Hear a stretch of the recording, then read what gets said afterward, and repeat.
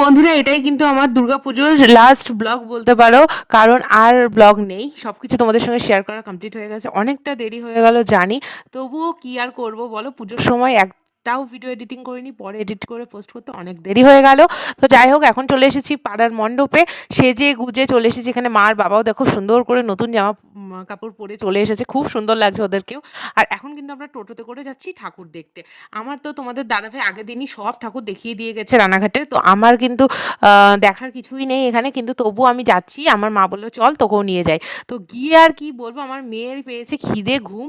তো আমার মেয়ে এখানে আমাদেরকে বাড়িতে রেখে দিয়ে গেছে টোটোতে করে, আবার বাড়িতে এসে আমাদেরকে বাড়িতে ফেলে দিয়ে ওরা ঠাকুর দেখতে গেছে। ওরা সব ঠাকুর দেখে টেকে এসেছে, তার মধ্যে আমি মেয়েকে খাইয়েছি সুন্দর করে পরিষ্কার পরিচ্ছন্ন করে। আবার আমি মণ্ডপে গিয়েছি, তখন ওরা আবার বাড়িতে চলে এসেছে। তো এই হলো ঘটনা। আজকে নবমীর রাতটা আমার এরকমই কাটলো, কি আর বলবো, দুঃখের কথা। তো নবমীর রাতটা আমার এরমই কেটেছে, কিন্তু যাই হোক অন্য অন্য দিন আমার ভীষণ মজা করে কেটেছে।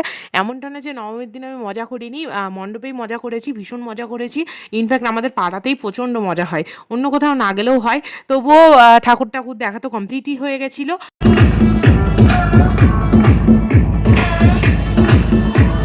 আর এখানে মাম্মাম দেখো এত দুষ্টু হয়েছে আমার মাম্মামটা। ওই যে পাশের যে বাচ্চাটা দেখতে পাচ্ছ, ও না কিছুক্ষণ ধরে নাচছিল, তারপরে নাচা বন্ধ করে দিয়েছে, আর ওকে দিয়েছে কামড় কামড় দিয়ে। হ্যাঁ, এরকম আমার ভাইকেও দিয়েছে, যারা যারা ওর কথা শুনছে না তাদেরকে মারছে, কামড় দিচ্ছে।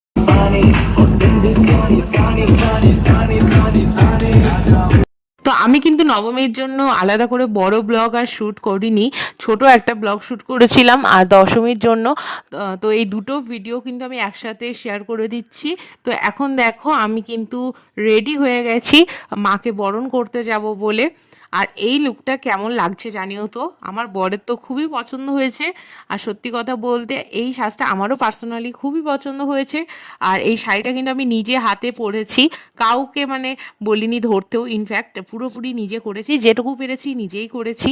তো আমার তো বেশ ভালোই লাগলো আজকের সাজটা, তোমাদের কেমন লাগলো জানিও তো। আর সত্যি কথা বলতে নিজের কাজটা নিজে করে নেওয়াই ভালো, কারণ কাউকে তেলানোর চেয়ে নিজের কাজ শিখে যাওয়া বা নিজে সবটা পারা, নিজের ওপর নির্ভরশীল, মানে লোকের ওপর নির্ভরশীল না থেকে নিজের ওপর নির্ভরশীল হওয়াটাই খুব দরকার। মানে নিজে সবটা পারাটা খুবই প্রয়োজন এখনকার দিনে। তো দেখো আমি কিন্তু মাকে বরণ করতে চলে এসেছি। এখানে কিন্তু বেশ ভালোই লাইন ছিল, কিন্তু বৃষ্টি হচ্ছিল বলে এই লাইনটুকুই ছিল, এরপরে কিন্তু আর ভিড়টা আপাতত হয়নি। পরের দিকে আবার প্রচুর ভিড় হয়ে গেছিলো। এখন সময় কটা, ওই 1-1:30 মতো বাজে। আমরা কিন্তু না খেয়ে দিয়ে এসেছি মাকে বরণ করবো বলে, বাড়িতে গিয়ে তারপরে লাঞ্চ করব। তো আজকে কিন্তু মা অনেক কিছু রান্না করেছে, আর তো সেগুলো পরে খাবো। তো এখন কিন্তু আমার মা দুর্গা মাকে বরণ করছে। ছোটবেলা থেকেই দেখে এসেছি মা প্রতিবারই মাকে বরণ করতে আসতো, আমরাও সাথে সাথে আসতাম, কিন্তু কখনো বরণ করিনি। কিন্তু বিয়ের পর থেকে প্রতি বছরই বরণ করি। আর জিনিসটা কিন্তু, এই অনুভূতিটা কিন্তু কাউকে বলে বোঝানো যাবে না। মনটা যেমন আনন্দে ভরে ওঠে যে মাকে আমি বরণ করছি, সেমন কিন্তু মনটা কেঁদেও ওঠে একদিক থেকে যে মা কিন্তু আমাদেরকে ছেড়ে চলে যাবে। 5টা দিন কিন্তু শেষ হয়ে গেছে।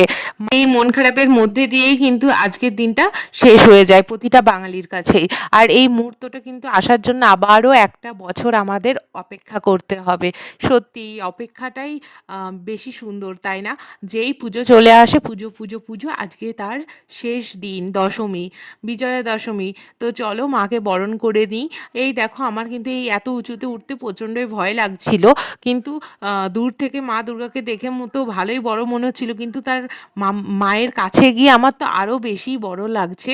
তো মাকে কিন্তু আমি ভালো করে বরণ করে নিলাম, আর আমি ধরেই রয়েছি কারণ আমার ভীষণ ভয় লাগছিল। তো যাই হোক, মাকে বরণ করা হয়ে গেছে। এবার তার সাথে সাথে মা লক্ষ্মী, মা সরস্বতী সবাইকেই কিন্তু আমি বরণটা করে নেব। আর খুবই ভালো লাগছিল।